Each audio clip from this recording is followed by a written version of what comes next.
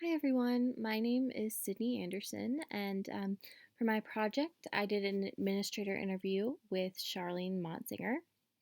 So, I think kind of the first thing right off the bat that I learned from this project is that there's a lot more than meets the eye when you hear someone say that they're a library administrator. I think a lot of times when we hear someone tell us their job title, we kind of assume that that title gives a really reliable description of all of the duties and responsibilities that go into their job. But after my interview with Charlene, I've really discovered that this rule does not hold true always, and it's not the most reliable way to assess responsibilities and duties that come along with a position in library administration. There are definitely a lot of rules and layers that go into it. So, as I said, the interviewee in this case for me was Charlene Monsinger. That's a picture of her there with her horse. Charlene is a library administrator at Glenn High School, and that's located in Kernersville, North Carolina. Charlene's had this position for over 10 years, but she's also had a lot of prior experience in lower level library positions. She's worked in public libraries and the school system. So she really has a wealth of knowledge that was very evident to me in her interview, and she definitely gave me a very interesting perspective into the library administration world. I'd only ever experienced it as a student, having graduated from college just last May, and having my experience from high school, I always kind of saw it from the student side, but hearing her speak as an administrator what really opened my eyes to the job field that I am hoping to get into. So, just to start off, Charlene and I talked about her general tasks and the logistics of her position a lot. So, I was really surprised to just hear about how many things Charlene was involved in and how many tasks that she was assigned throughout her time as a library administrator. So, these tasks ranged widely. One that she focused on a lot was having to allocate access to resources fairly. Glenn High School is a pretty big school, but she really tries to make sure that all the teachers have access to the resources within her library and to bringing are able to bring their students into the library just as much as another teacher. That kind of brings her to the responsibility of having to schedule the use of said resources. This means making sure that an environmental science class can come into the library and use their media center just as much as an English literature class might. Um, and she also has to be really aware of accessing other resources such as digital cameras that the library might have, video recorders, and just the books themselves, making sure that all students, all classes are able to use these resources fairly. And that's something that she really focuses on, and something that she has felt made her pretty successful is having that focus on fairness and equality within the classroom, because that trickles down into the students always having access to these resources that help them learn and grow as students. She also is in charge of budgeting for the purchase of print and non print materials. That was something that I had never really thought about before this interview. I never thought about the fact that someone has to really be aware of whether or not a book is worth purchasing or a magazine is worth subscribing to, and whether or not those resources will be useful enough to validate that purchase. That also goes along with new technologies, whether or not they should purchase new computers, updated digital cameras. In our interview, she showed me a video recorder that she had that was a little older and not as up to date. And she kind of explained to me, yeah, this is not a really new piece of technology, but it's something that we don't use a lot. So it felt more important for us to focus on buying computers and cameras and newer pieces of literature or magazine subscriptions than, a camcorder that people won't really use. She also is in charge of maintenance and troubleshooting for computers school wide. That was something that in my schools I'd never seen a librarian having to do. I always felt like the technology side was very separate from the library, but Charlene does that at Glenn High School. I think that's also a budget issue, but that's something that I never really thought about having to do before.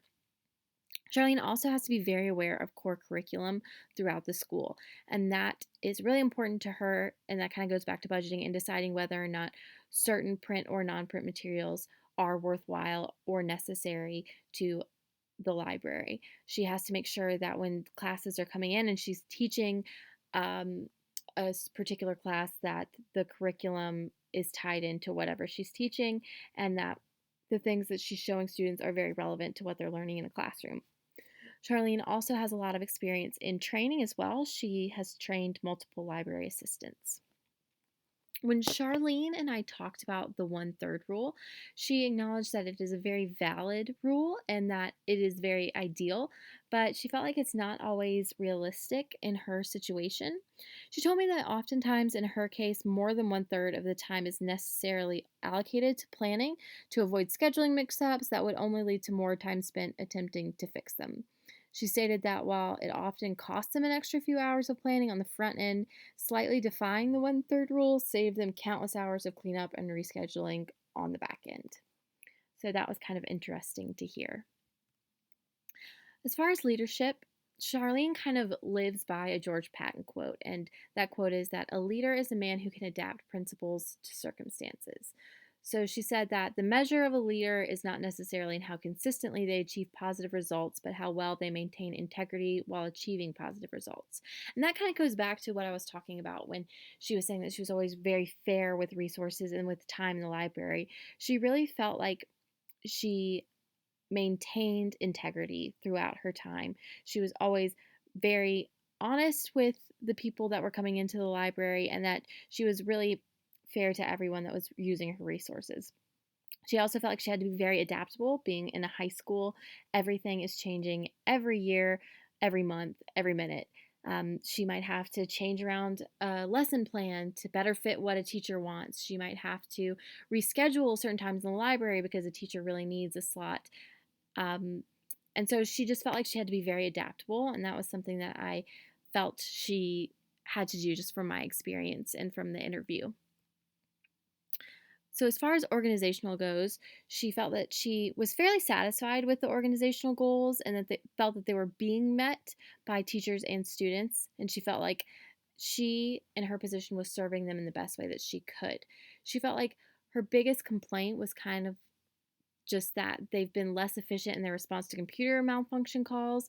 And she also mentioned to me that she wished that parents were a little more involved in her library. She felt that Glenn overall as a school doesn't have a lot of parent involvement, being that it's in a lower income area and there isn't a lot of focus in the library. So she really wished that she could get parents more involved in the library, and she wished that there was a little bit more budget in getting kids excited about coming to the library.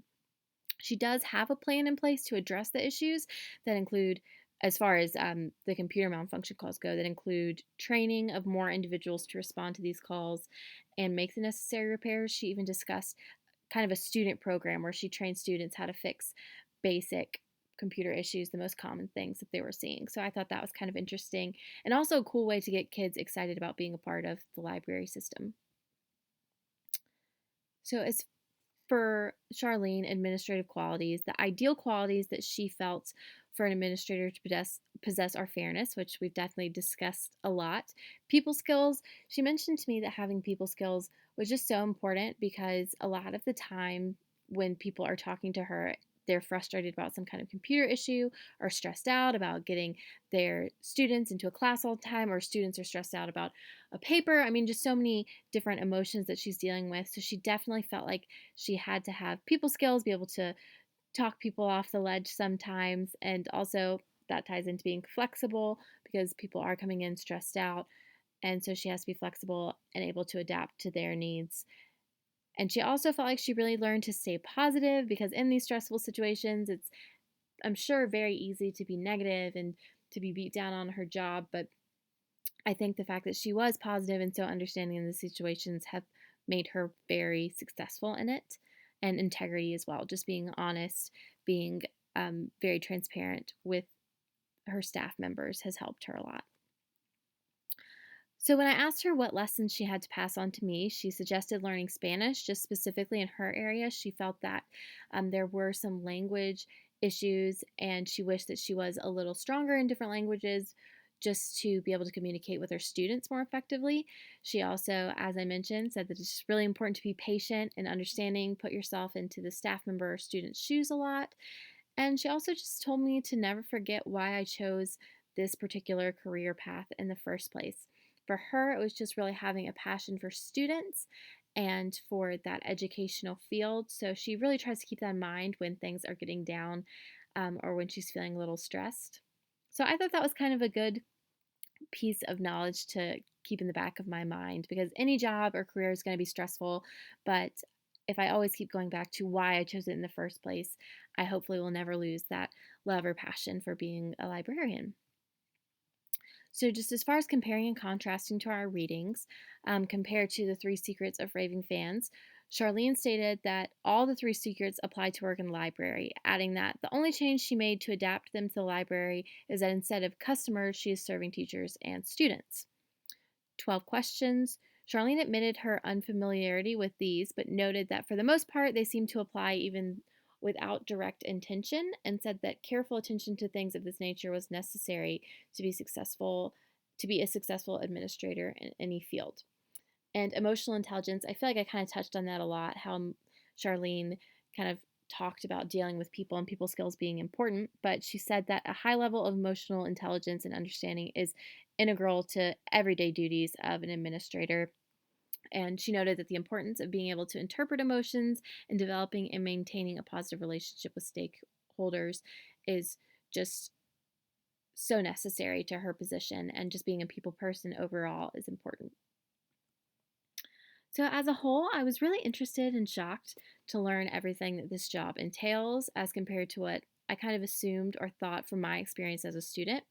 It really showed me that I underestimated library administrators and even Charlene overall because they are required to fulfill so many duties and a vast number of responsibilities.